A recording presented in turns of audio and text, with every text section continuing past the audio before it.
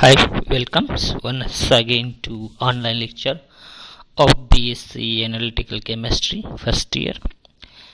In last lectures, student friends, we have learned about the filter paper, different types of the filter paper used depending upon their porosity or the mesh size, and that is the depending upon their pore size. We use different types of filter paper and Wattman filter paper.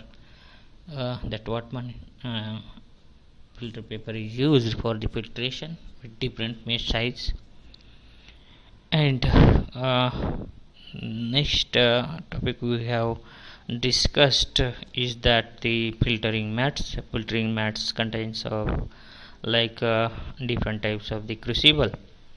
And in last lecture we have discussed well about the uh, that Kuch crucible, and today's lecture we are going to discuss about the topic that is sintered glass crucible, washing of precipitates and ignition of precipitates. So start with this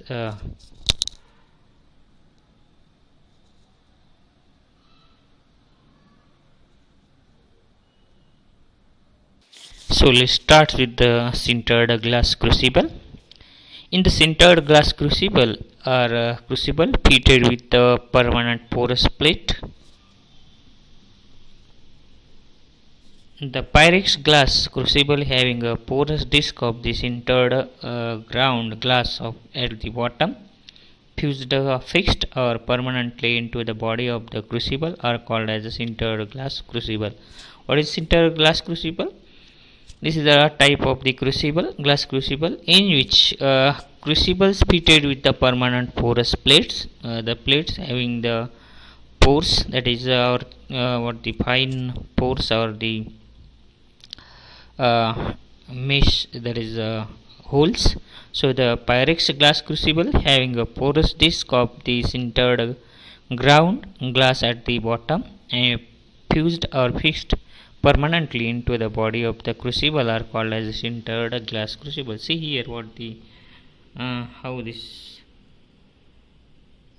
sintered glass crucible is this is the whole crucible with prepared with the glass, that is a ground that is the Pyrex glass, and the bottom, at the bottom of this is perforated, or the porous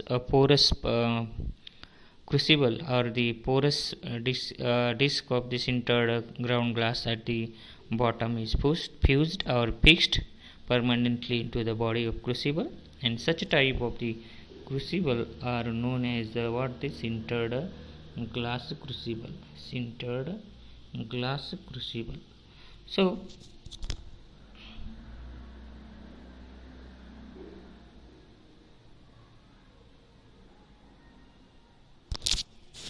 in these Pyrex glass crucibles with a permanently fitted porous filter mats of the sintered ground glass are available in various degrees of the porosities and grades. So this filter mats, which is what incorporated in this crucible, which is available in different types of pores and with the various degree of porosity and the grades. The following table shows how this pore size of the different grade numbered sintered glass crucible and what used for the filtration of the precipitate. So the precipitate having different that is the particle size or the porosity. So first type of G1 type of the filter sintered glass crucible with course, that is what the pore size is about 100 to 120 micron courses. Cores are there, that is pores are there, so pore size is their diameter. So coarse and gelatinous pulpity can be filtered through this G1 type of the sintered glass crucible. Then G2 type of the sintered glass crucible, having the pore size that is 40 to 50 micron, medium coarse, and coarse PPT can be precipitated. And third type of the crucible is G3 type, and which has the what the size is 20 to 30 micron. This is the medium size of PPT can be prepared. And G4 is the that is sintered glass crucible, having the pore size that is 5 to 10 fine crystalline PPT is prepared filtered through the G4 types of the crucible. And then these crucible are available in two shapes, a short form, that is short form 20 ml capacity, and tall form is a 30 ml capacity. So these are in the two form. And advantages of that is HG crucible is that sintered glass crucible, the preparation of filter mat is not necessary, as the filter mat is permanently fixed. So each time there is no need to prepare a filter mat or fit it into the body of crucible. The second advantage is that they are made up of glass which is resistant to most chemical reagent except hydrogen fluoride and hot alkali. So they are reactive with the glass, but other reagent do not show any reaction with this glass. And third type of the advantage is they can dry to constant weight at about 100 to 150 degrees Celsius. So the way the compound is dried at the constant weight at temperature about 100 to 150 degrees Celsius, they can be readily cleaned. So they can be readily cleaned, and so easily cleanable is there. So, but these crucibles should not be heated above 200 degrees Celsius. So the compound which is stable at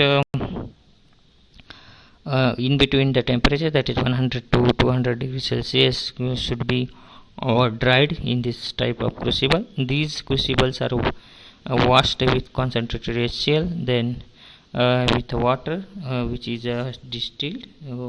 The washing of this type of the crucible is done by means of using the HCl and then with water, dilute concentrated HCl and then with the water. So and this is about the sintered glass crucible. And then next one is the next topic is the that is washing of the precipitate.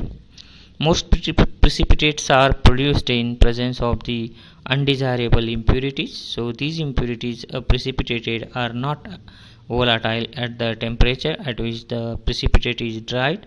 Hence it is necessary to wash the precipitate to remove such impurity as completely as possible. For this, a minimum volume of wash liquid should be used in order to remove these impurities from the precipitate. The precipitate should be washed with a suitable wash liquid.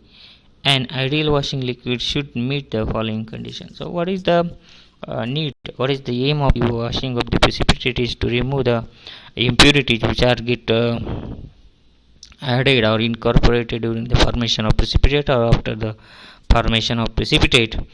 And these impurities are non-volatile at the drying temperature, but they can be removed by washing with the washed liquid. So the minimum washed liquid is used for the washing of the precipitate, because there is no much more what the wastage of the washing liquid is allowed. So small amount of the that is minimum amount of the washing liquid is used for the minimum volume of the washing liquid is used. So in order to remove these impurities from the precipitate should be washed with a suitable wash liquid. And what is suitable wash liquid? What are the ideal washing liquids and what is ideal condition that wash liquid should be ideal one? So these are the conditions. First condition is that it should have no solvent action upon the precipitate but dissolve foreign substances only. So the washing liquid do not affect or do not dissolve the precipitate, but it only dissolves the foreign substances, that is nothing but the impurities only. So this is the first advantage, what is the ideal condition for the washing liquid, that is it should have no solvent action upon the precipitate but dissolve foreign substances only, that is nothing but impurity. Then second condition is that it should not have a dispersive action on the precipitate, so it does not affect the dispersive activity on the precipitate. It does not shows the dispersive activity or dispersive action on the precipitate. Third, it should not react with the precipitate to form volatile product. So the washing liquid is not reactive with the precipitate, and which do not what form the volatile matter, that is volatile product.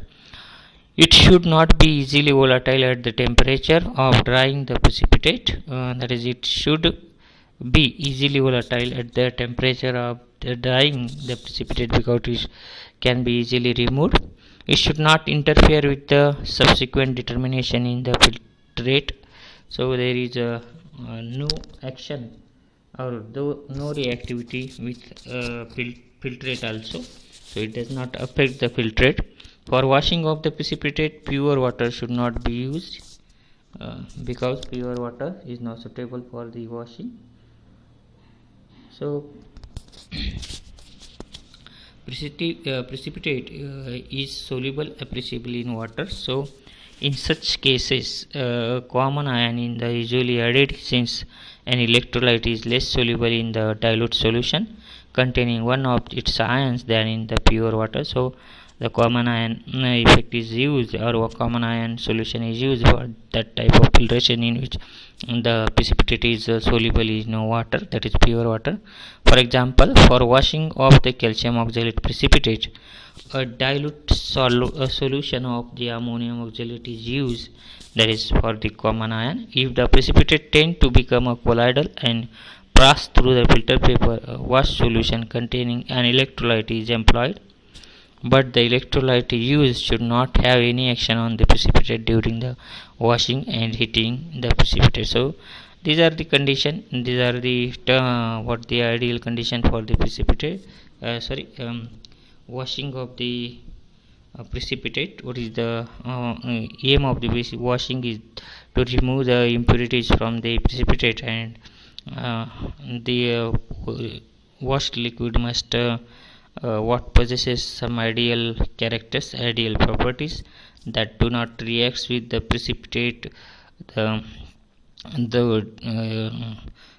That solvent must be volatile at the drying temperature, as well as the non-reactive with the filtrate, as well as the precipitate. So all these are the condition followed by means of the drying the washing solution, that is washing solvent or washing liquid.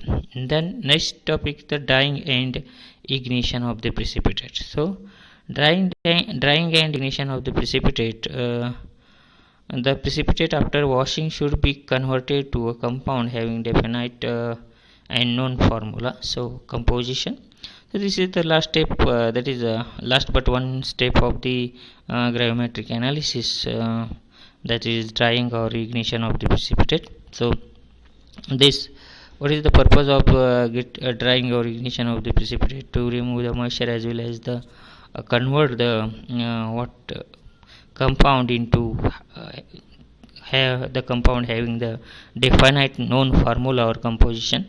The precipitate can be converted into a compound having a definite known formula or composition, and by the process known as drying or ignition of the precipitate to an appropriate temperature. So hence drying and ignition of the precipitate is done to convert the precipitate into a compound having definite known formula or composition. So the process of drying the precipitate is different than the process of ignition of the precipitate, because ignition is the oxidation and drying is the simply removal of water.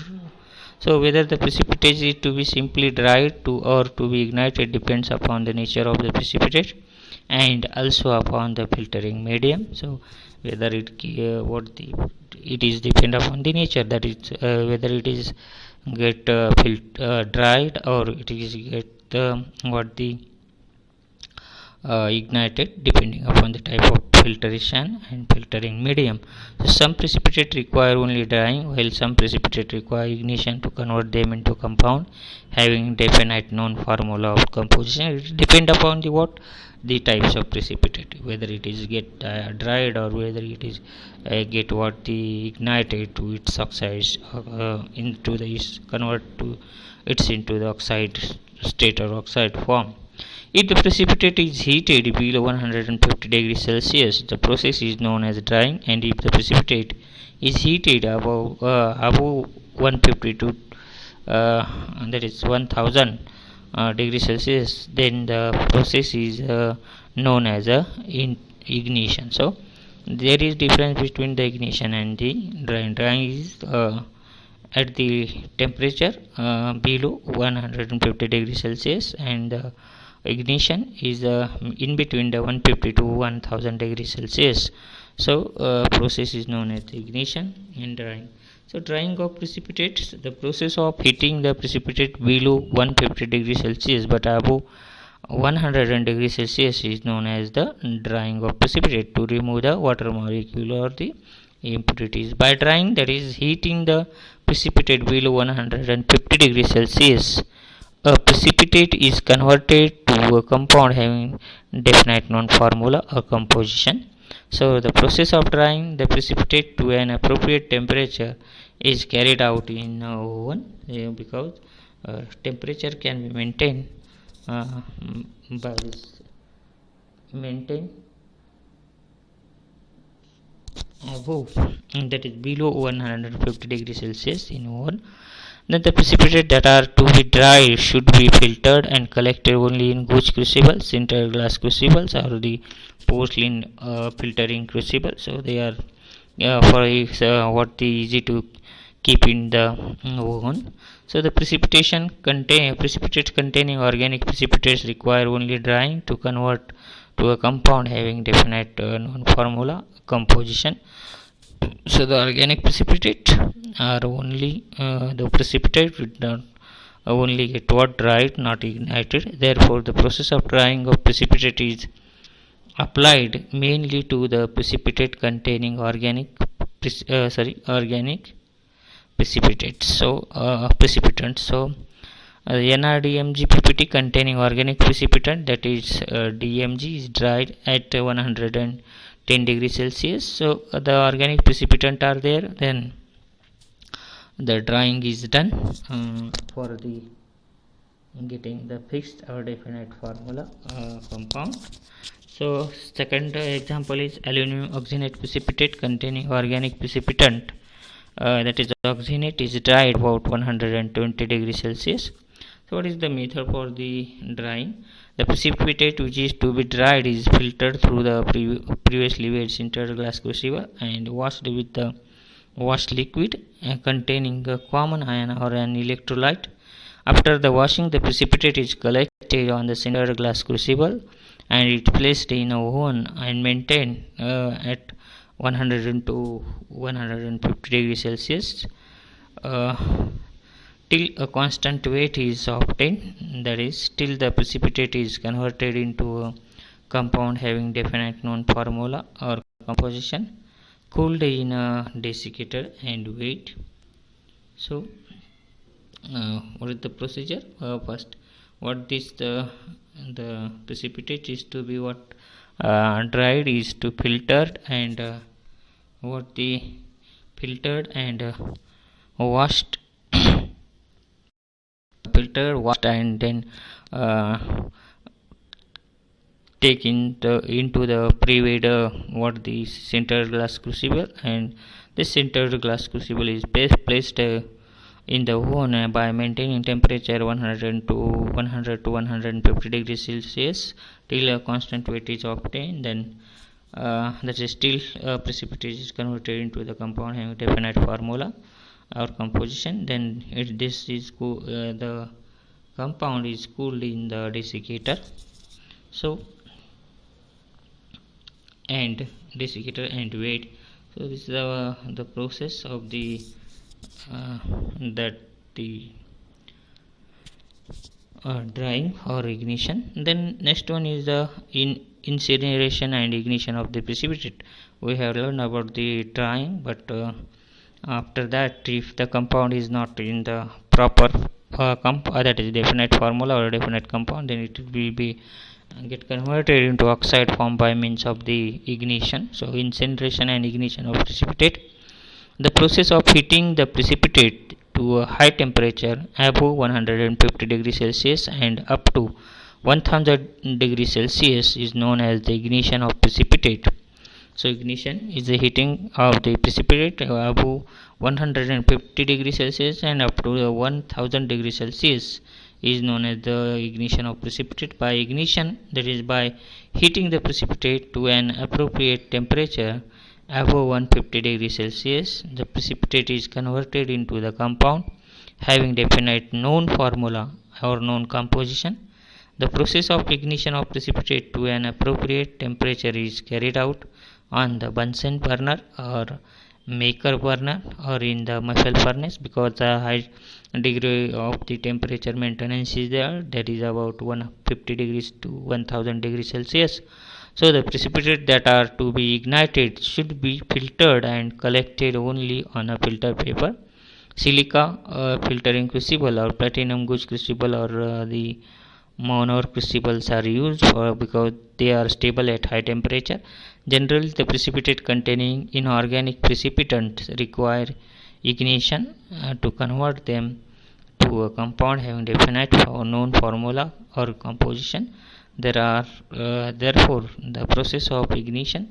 So the when this ignition is required, when we use the inorganic precipitant for the precipitation, then we require to ignite the precipitate to convert a definite or known formula with a definite composition. So of the precipitate is applied to precipitate containing inorganic precipitant. For example, the ferric trihydroxide precipitate containing inorganic precipitant, that is ammonium hydroxide, is ignited at about 700 degrees Celsius to convert it into Fe2O3, that is oxide form. Then the calcium oxalate precipitate containing precipitant, that is C2O4-2, is ignited at about 500 degrees Celsius to convert it into the CaCO3, or it is ignited about 700 degrees Celsius to convert it into calcium oxide. So in most cases, the precipitates that are to be ignited are filtered and collected on a filter paper and ignited.